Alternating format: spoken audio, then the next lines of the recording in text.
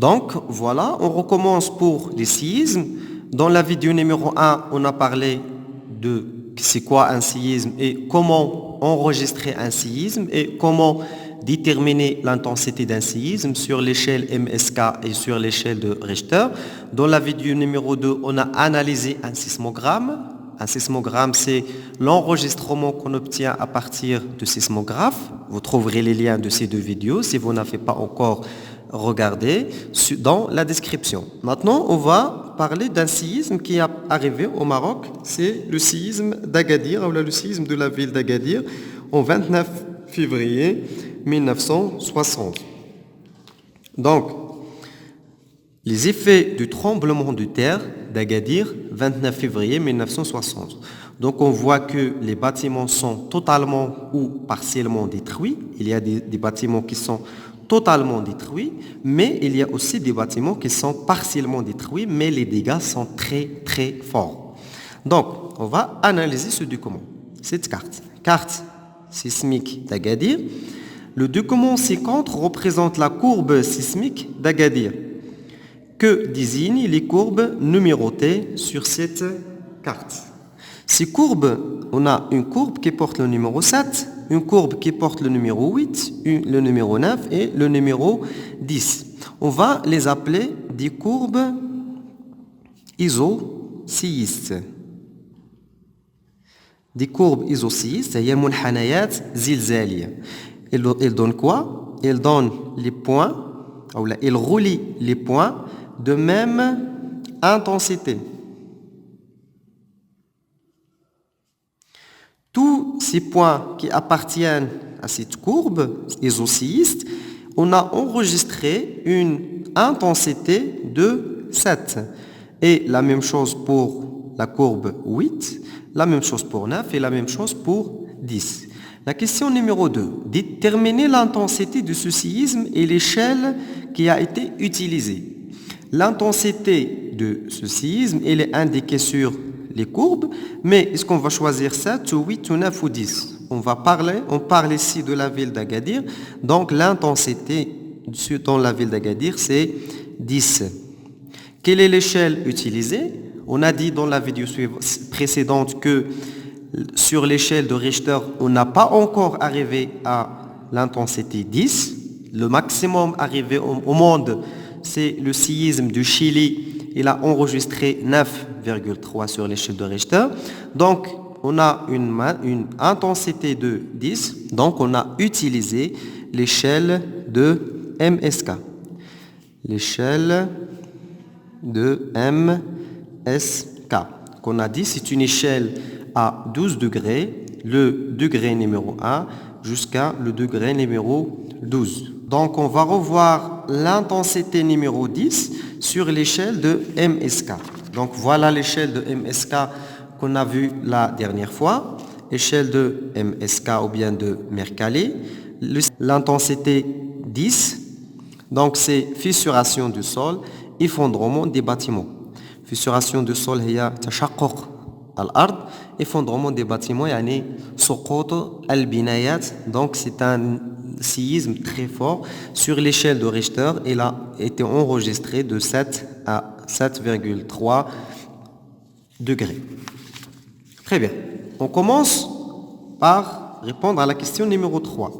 Sachant que le lieu de la surface terrestre où l'intensité du séisme a été la plus importante, il s'appelle l'épicentre. Donc c'est un nouvel terme. L'épicentre, c'est quoi? C'est le lieu de la surface terrestre où l'intensité du séisme est la plus importante. Et si l'intensité la plus importante, c'est à la ville d'Agadir, il s'appelle épicentre. Indiquer l'épicentre de ce séisme, c'est bien évidemment le centre de la ville d'Agadir, ou bien, si vous avez visité Agadir, c'est la région, ou la Kasba d'Agadir Oufla. C'est l'épicentre du séisme d'Agadir, c'est la Kasba d'Agadir Oufla qui a été totalement détruit.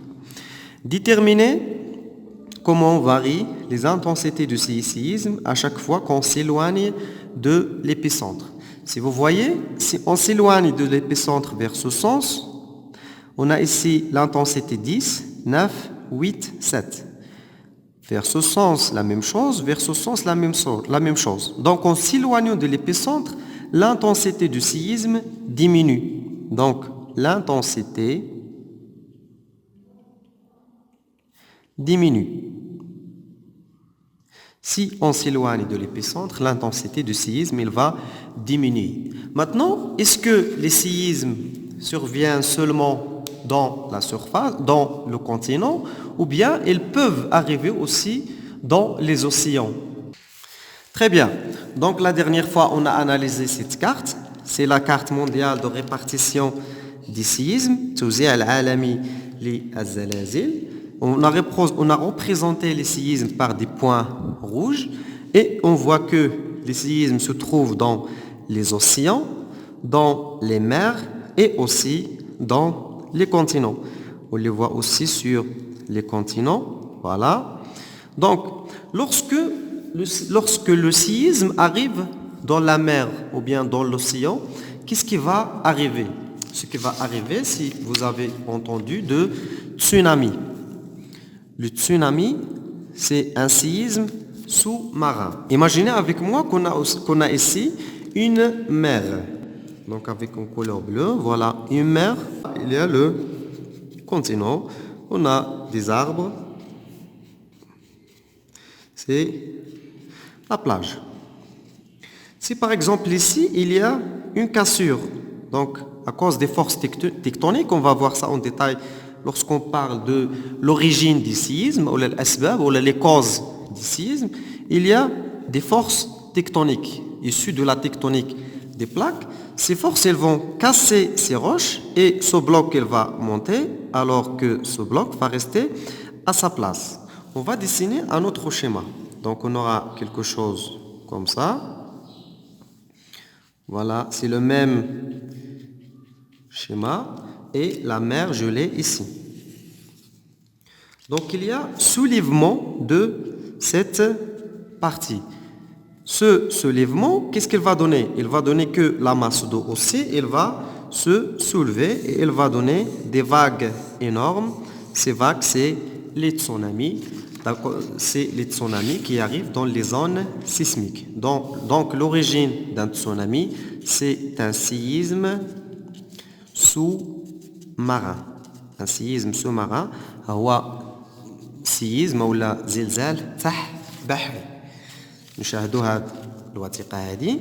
Donc un tsunami إذن هو كلمة يابانية.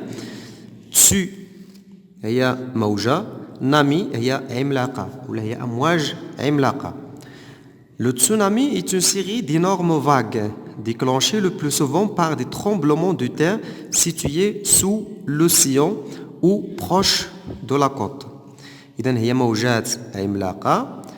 اللي كيدير هذه الموجات العملاقة هو زلازل تحت بحرية. La vague de tsunami peut dépasser 30 mètres. إذن هذوك الموجات ديال التسونامي تقدر توصل أو تقدر تفوت 30 متر ديال الارتفاع de hauteur et 250 km de largeur. ولا largeur ديالها تقدر تمتد على 250 km. Sa vitesse peut atteindre 700 km par heure. إذن فهي أرقام كبيرة جدا. Les tsunamis font partie des catastrophes naturelles les plus destructrices.